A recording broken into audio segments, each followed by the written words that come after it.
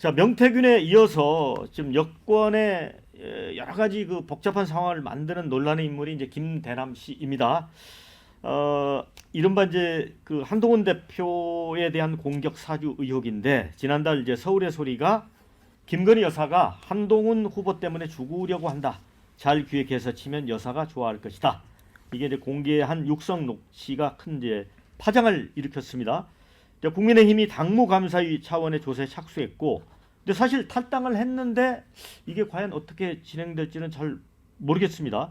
근데 한동훈 대표는 어제 그런 얘기를 했다고 합니다. 그런 어떤 공격사주 그런 논란이 있었음에도 불구하고 당원과 국민이 압도적으로 선택해 주셨기 때문에 새삼 무거운 책임감을 느낀다.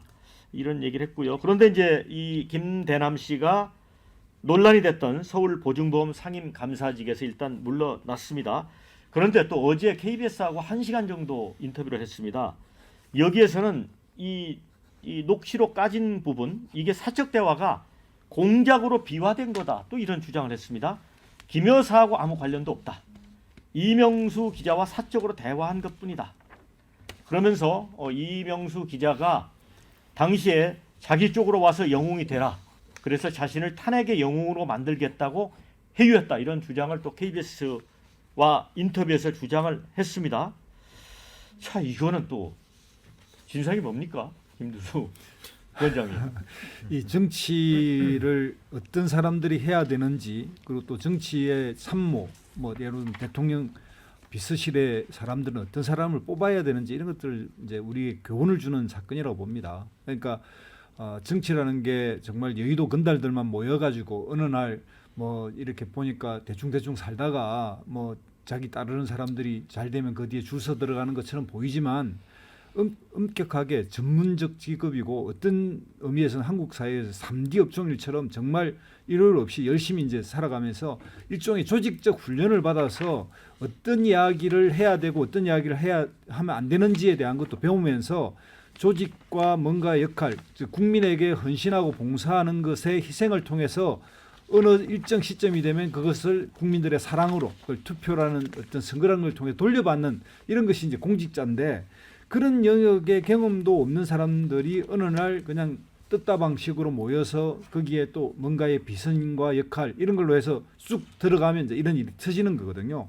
그러니까 예를 들면 그 녹취를 들었을 때 김건희는 김건희 여사 이렇게 이야기하면서 윤석열 대통령에 대해서는 한마디로 말하면 뭐 지가 어쩌고 이런 식으로 그냥 기본 자직되어 있지 않은 사람이에요. 그러니까 이 사회 속에서 윤석열 대통령에 대한 최소한의 존중이나 존경, 뭐 기본 예의도 없는 사람이, 그리고 또 이명수 기자가 사실 그 김건희 여사와의 녹취 사건을 이미 이 사람이 어떤 사람인지 다 우리 국민들이 다 알고 있는 사람이잖아요. 거기에 대해놓고 하는 이야기가, 기자와 이야기하면 100% 녹음된다는 게 이제는 상식인데, 거기에서 아무 생각 없이 또는 어떤 의도를 가진 이런 게 섞여서 막 이야기를 하는데, 일정 부분은 정치의 흐름을 타서 이야기를 하고 있더라고요. 예를 들면 김건희 여사가 좋아할 것 하면 자게 된다. 그래서 이 사람이 결국 서울보증보험의 감사가 되는 과정은 극적으로 정말 자기가 출마했던 지역에서 다른 사람이 공천되니까 거기에 반발하려고 하다가 나중 복종하고, 그 복종의 대가에서 다시 뭐 당내 선거에 들어가서 특정 캠프에서 역할을 하고, 그리고 나서 그 선거 끝나자마자 서울보증보험 감사가 되는. 그러니까 우리 선거나 정치에서 정말 국민들이 부정적으로 생각하는 그 라인으로 타서 이 지위는 가졌지만, 그 내에 선거라든지 정치를 가정해서 정말 진실되게 거기서 수고하고 고생하면서 자기의 어떤 역할을 해가는 이런 영역의 부분은 전혀 적용되지 않는 이런 형태의 이제 그걸 받고, 이러니까 김대남 씨 이 부분은 결국 이번 국정감사와 국회, 또 나중에는 뭐 특검까지 가겠죠. 이런 걸 통해서 밝혀져야 될 일이다, 이렇게 생각이 듭니다. 김경윤 의원님, 좀 착잡하지 않으십니까? 이게 피하 구별도 못하고 그렇잖아요. 비슷해요. 그러니까 이게 본인이 아무리 대선 기간 중에 관련 팬클럽이나 외곽 조직을 관리하다 보니까 친분이 생겼다고 하지만, 예. 대선 기간 중에 김건희 여사 통화 녹음해서 그게 MBC에 나가는 것 때문에 소송까지 했었고, 그때 한 4, 5일 동안은 그것 때문에 그냥 캠프 안이 초미의 긴장 상태였었잖아요. 예. 그런데 시간이 좀 지나긴 했지만 다시 통화해서 이런저런 별 희한한 얘기를 다 한다. 예. 일단 통화를 하는 것 자체가 잘 이해가 안 가는 대목이고요. 분명한 거는 대통령실도 어쨌든 인재 발탁에는 좋은 사람을 발탁해서 대통령실의 공직자로 사용하는 데 있어서는 실패한 것이다. 막 이런 비판은 피할 길이 없는 것 같아요. 그래서 어쨌든 사건 자체는 굉장히 희한한 사건이고 통상적으로 납득이 안 가고 대통령실도 비판받을 대목이 분명히 좀 있는 것 같고 그런 상황이 아닌가 싶습니다. 네, 그런데 저는 사실은 이 김대남 발언 가운데 조금 이제 그 주목 있게 바라본 부분이 지난 총선 전국 때 한동훈 대표가 김건희 여사에게 무릎 꿇고 사과했다는 발언이잖아요. 근데 그 위에 진행되는 걸 보면 한동훈 대표가 무릎을 꿇은 것 같지는 않거든요. 그러면 이분이 한 발언을 어디까지 믿을 수 있을까? 무릎 꿇었나요, 한동훈 대표가? 아닌 것 같거든요. 그러니까 예. 저도 총선 때 비례대표 공천을 누구로 할 것이냐 또 순번을 어떻게 할 것이냐를 가지고 그때 한동훈 비대위원장과 대통령실 사이에 상당한 어떤 차가 있었죠. 의견 차이가 있었다라고 하는 얘기들이 여의도에 파다했거든요. 예. 그것 때문에 굉장히 많이 불편했다라고 예. 했는데 불편했는데 무릎을 꿇었다. 그러니까.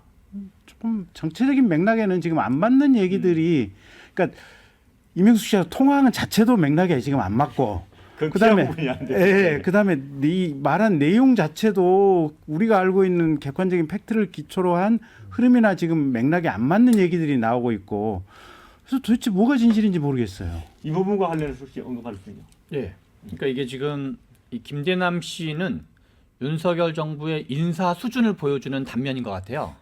인사 수준을 보여주는 그러니까 뭐 우리 앞에 김경진 의원님께서는 그런 말씀하셨는데 미스테리한 사람들이 지금 가득한 건데요. 이 한둘이 아닐 정도인데 앞에서 김건희 여사가 대한민국 국정 이슈의 대부분을 다 김건희 여사가 빨아들이고 있는데 지금 이 윤석열 대통령은 일종의 좀 침몰하는 윤석열호의 단면을 좀 보여주고 있는 건데 원래 보수라는 건 뭐 하는 거냐면 우리나라 보수는 뭐 한국 전쟁이라든가 등등해서 한국의 보수를 상징하는 건 안보였어요. 그래서 나라 사랑 보수가 원래 핵심인데 지금 윤석열 대통령은 나라 사랑은 관심 없는 아내 사랑 보수로 완전히 바뀌어가지고 제가 보기에는 당도 망하고 있고 보수도 망하고 있고 나라도 망하는 거를 하는 약간 3단 폭망이 지금 되고 있는 것 같아요. 그래서 지금 우리가 지난 뭐 6개월, 1년 뭐 총선 이후에 여러 가지 기간이 거쳤지만 윤석열 대통령이 앞에서 말씀하신 민생, 정책, 나라를 위해서 뭘 하고 있지? 라고 연상되는 게 별로 없어요. 그냥 물론 이제 의료 관련해서 이런저런 논게 있지만 그건 이제 국민 불안을 막 증폭시키고 있고 그래서 나라에는 관심 없고 그냥 아내 사랑 외에는 별로 관심 없으시다 그런 생각이 듭니다. 네. 자, 댓글 읽어드리고 이제 끝내야 될 것 같습니다. 온통 나라가 진실 게임 중입니다. 언제나 바로 설까요? 이런 걱정. 김대남 사퇴 생각 없다더니 바로 꼬리 내렸네. 비겁함의 말로를 보여주는 전형적인 태도다. 검사님들 출국 금지하세요. 김대남. 이런 의견도 있고요. 배우가 김건희인가? 아니면 왜 그런 자를 연봉 3억 5천짜리 자리 줍니까?